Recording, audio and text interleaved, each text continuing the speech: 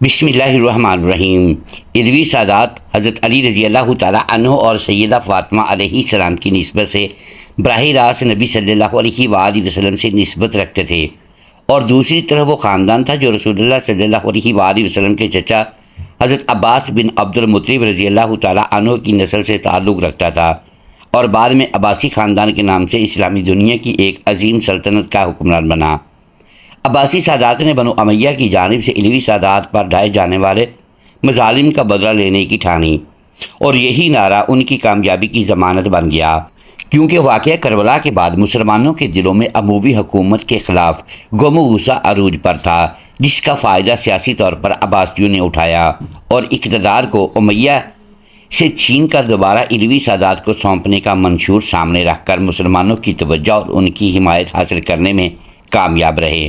اور یہی نہیں بلکہ جب اسی نعرے کی بدولت انہوں نے اقتدار حاصل کر دیا تو اس کے ثمرات اور اس کے اختیارات علوی سادات کو سونپنے کے بجائے خود ہی ان پر قابض ہو گئے۔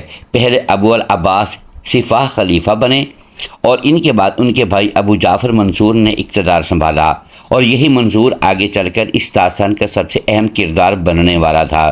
منصور ایک مضبوط، محتاط اور سیاسی اعتبار سے انتہائی ذہین حکمران تھا۔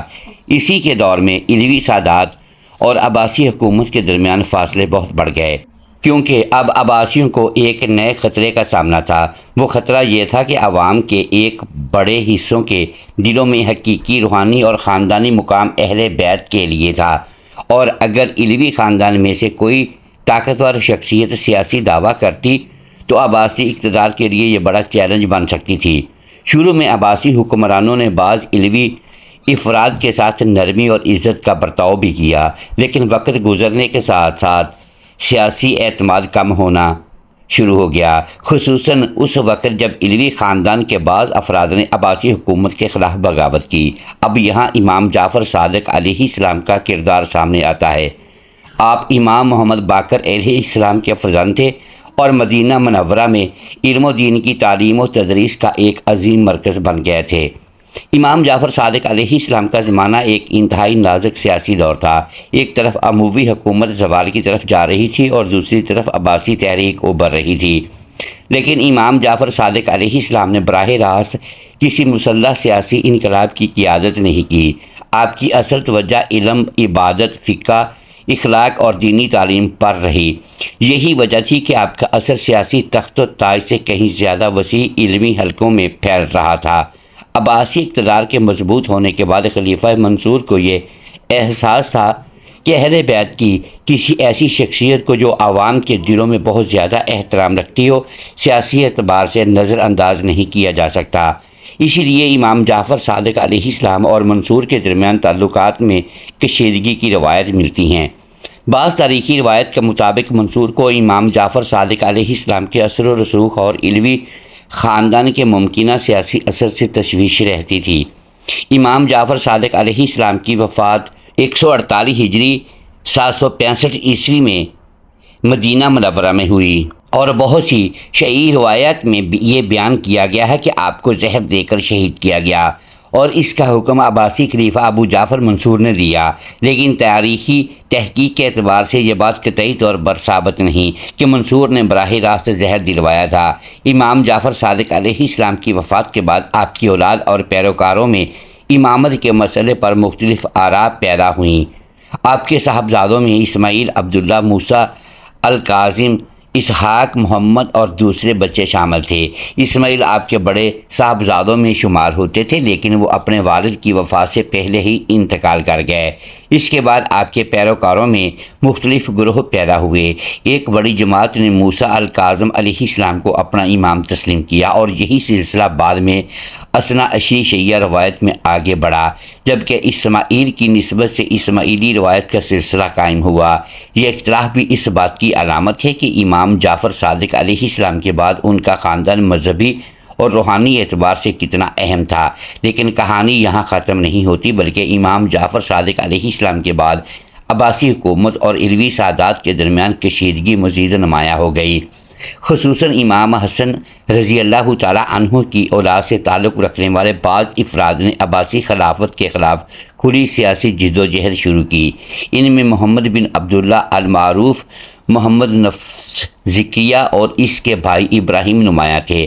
محمد نفس ذکیہ نے 145 ہجری تقریباً 762 عیسوی میں مدینہ میں عباسی حکومت کے خلاف قیام کیا، جبکہ ان کے بھائی ابراہیم نے بصرہ کے علاقے میں تحریک اٹھائی، لیکن خلیفہ منصور نے اس بغاوت کو سختی سے کچل دیا اور دونوں علوی رہنما قتل ہوئے۔ یہی وہ مرحلہ تھا جب عباسی حکومت اور علوی سادات کے درمیان اعتماد تقریباً ختم ہو چکا تھا، کیونکہ علوی خاندان کے کئی افراد کا خیال تھا کہ امویوں کے خلاف جو انقلاب اٹھا تھا اس کا حقیقی حقدار آل علی ہے، جبکہ عباسی خاندان کا موقف یہ تھا کہ حضرت عباس رضی اللہ تعالیٰ عنہ بھی بنو ہاشم اور رسول اللہ صلی اللہ علیہ وآلہ وسلم کے خاندان سے تھے، لہٰذا خلافت پر ان کا دعویٰ بھی خاندان رسول سے تعلق کی بنیاد پر ہے۔ اس سیاسی کشمکش میں ایک طرف نسب کا دعویٰ تھا، دوسری طرف عوامی محبت اور مذہبی مقام کا سوال تھا، اور تیسری طرف سلطنت کو قائم رکھنے کی سیاسی ضرورت تھی۔ یہی وجہ ہے کہ عباسی خلفاء نے ان علوی خاندانوں کو جو ممکنہ سیاسی حریف بن سکتے تھے خطرہ سمجھنا شروع کیا۔ امام موسیٰ کاظم علیہ السلام کو بھی بعد کے عباسی دور میں قید کا سامنا کرنا پڑا، جبکہ ان کے خاندان کے دیگر افراد نے مختلف علاقوں میں سکونت اختیار کی۔ اسی طرح عباسی دور میں علوی خاندان کے مختلف افراد نے عراق، حجاز، ایران، یمن، شمالی افریقہ اور دوسرے علاقوں کی طرف ہجرت کی، اور وقت کے ساتھ سادات کے مختلف خاندان دنیا بھر میں پھیل گئے۔ عباسی خلافت کے ابتدائی مرکز عراق میں تھے، بغداد ان کا عظیم سیاسی اور علمی مرکز بنا۔ بعد میں منگولوں کے ہاتھوں 125 عیسوی میں بغداد کی عباسی خلافت ختم ہوئی، لیکن عباسی خاندان مکمل طور پر ختم نہیں ہوا۔ عباسی خاندان کی ایک شاخ مصر میں مملوک دور کے درمیان بھی خلافت کی علامتی منصب سے وابستہ رہی، اور عباسی خاندان کی مختلف شاخیں عراق، شام، مصر، حجاز اور دیگر علاقوں میں پھیلتی رہیں۔ تاہم آج کسی بھی خاندان کے بارے میں عباسی نسب کا دعویٰ الگ الگ شجرہ نسب اور تاریخی دستاویزات سے جانچا جاتا ہے۔ اس لیے یہ کہنا درست نہیں کہ فلاں ملک میں موجود ہر عباسی لازماً حضرت عباس رضی اللہ تعالیٰ عنہ کی اولاد ہیں۔ دنیا کے مختلف علاقوں میں ایسے خاندان موجود ہیں جو اپنے آپ کو آل عباس سے منسوب کرتے ہیں۔ بعض روایت میں سندھ کے کلہوڑا خاندان، یمن کے بعض خاندانوں اور سوڈان کے بعض قبائل کے بارے میں بھی سیاسی نسب کے دعوے ملتے ہیں۔ اگر ہم امام جعفر صادق علیہ السلام کی اولاد کی بات کریں تو ان کی نسل بھی مختلف علاقوں میں پھیلی، خاص طور پر امام موسیٰ کاظم علیہ السلام کی اولاد سے منسوب سادات خاندان عراق، ایران، خراسان، وسطی ایشیا اور برصغیر تک پہنچے، اور آج پاکستان و ہندوستان میں قادری، کاظمی، رضوی، موسوی، نقوی، جعفری اور دوسرے سادات خاندان اپنے اپنے نسبی شجروں کے ذریعے اہل بیت سے تعلق بیان کرتے ہیں۔ یہاں ایک بہت اہم بات سمجھنا ضروری ہے کہ عباسی اور سید دو مختلف نسبی نسبتیں ہیں۔